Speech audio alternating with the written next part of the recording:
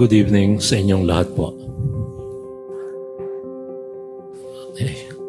We have always considered something new, something exciting, something pleasant, something desirable.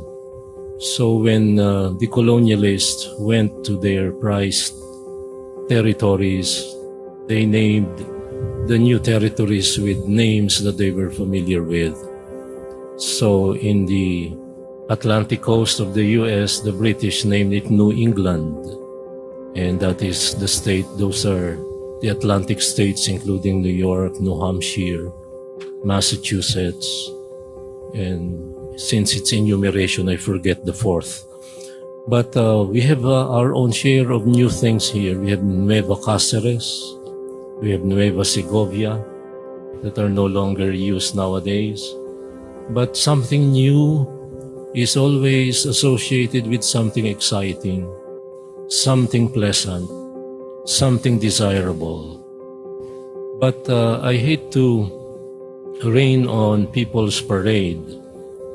But something new, as defined by the digital natives right now, is not necessarily something freshly bought from a store. It's not necessarily something like the latest gadget or the latest signature clothing that you can find. Nowadays, digital natives define something new with something different.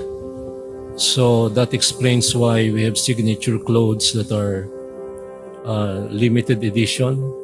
So a few years ago, they have, or just about every year, they do have limited edition of a particular brand of car, like Mercedes-Benz or anything you can think of, those expensive cars that they don't manufacture them, they don't mass produce them.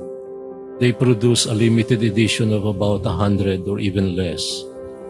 And the priced cars that many millionaires now own take note, in a communist country called China, are cars that have no equal because they are golden from cover to cover, inside and out. The way we define newness is being different, not new, in terms of freshly minted. And today the Lord talks about a new commandment. So I'd like to challenge myself and you today. What does it mean when the Lord tells us, a new commandment I give you? I would like to suggest that it is not new in the sense that it is freshly minted, like I said, that there is no precedence, chronologically speaking, that nobody has thought about it prior to the Lord. I would like to say that the newness has to do with the covenantal nature of that love. That love that is not just exciting, that love that is not just making your hair stand on end. That's not give you, pleasant feelings, oceanic feelings. It is a love that costs. And it is a love that costs us very dearly. And now is the time for us to be loving each other, because the truth of the matter is that we saw over the past 6 months how divided we are. Never mind if the ratio is 68-32. Never mind if the turnout is 31 million versus 14 million. I'm not referring to partisan politics. I'm referring to the reality that we can be sorely divided. And I do know friends, families who in tears tell me how their daughter has rooted for somebody else, or their parents have voted for somebody else. We are sorely divided. Today we are called to do something new and something different. And dare to be new, dare to be different. And when we say, a new commandment I give you, this commandment is something that calls us to do something daring, do something out of the ordinary. And I'll give you some examples. You know, it's very easy to love those who share your ideas, those who say yes to you all the time.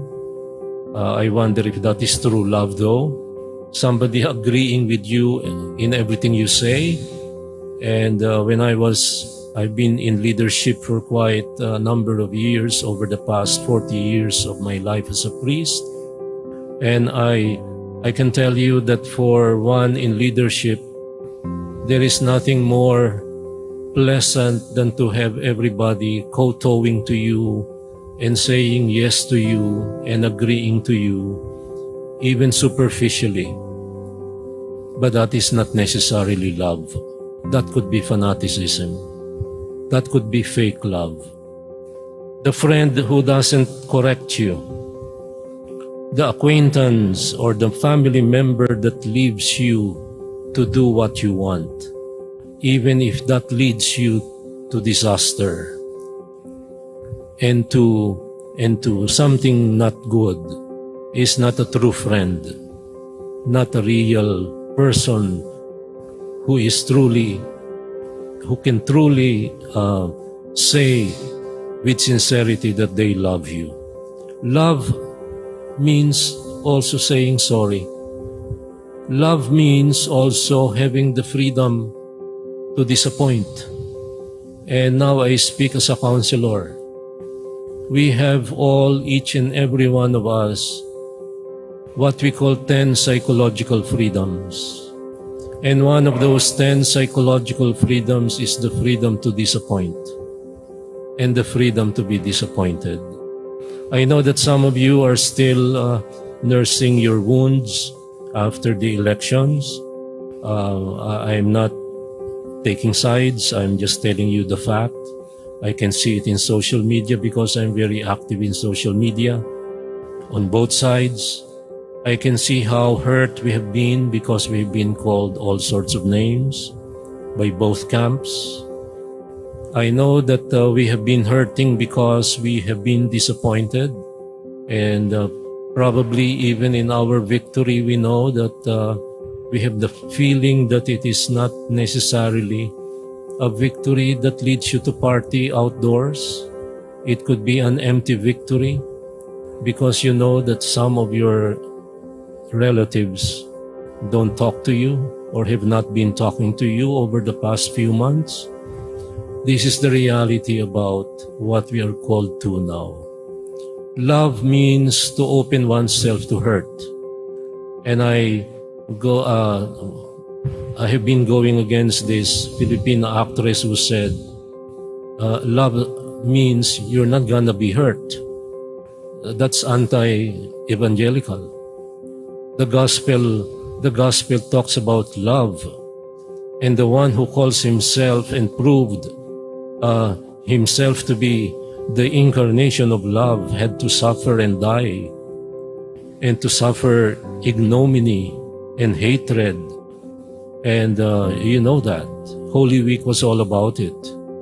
But the love that we are talking about right now is one that does not necessarily make you feel good. It can also make you feel miserable. When you do the right thing and people hate you for doing the right thing. When you stand up for the right and people condemn you. Right now, I have decided to be very, very silent about the elections matters in social media, because I realize that no matter what I say, both camps will hate me. If I say something that is interpreted to be in favor of one, then one camp will hate me. And if I say something that sounds like I'm favoring the other, then the other camp will hate me. And these are my former students, now all middle-aged. Most of them are middle-aged, older than many of you here, because I've been teaching over the past 46 years. So my dear friends, if your love has made you suffer, then thank God for it. You know what love is. This is not love that is what crooners sing and what drunkards sing during sing-alongs over a few bottles of beer or whatever. Love is not something we sing about. It is something we live. And when you live that love, then you have to dare to be new. And you have to dare to be different. And daring to be different means you pick the path that is less traveled, the road less traveled by. And when you choose the road less traveled by, you will realize when you do things out of love that there are points when you feel totally alone. And mind you, that voice, that sentence that says vox populi vox Dei is not very theologically correct. Why?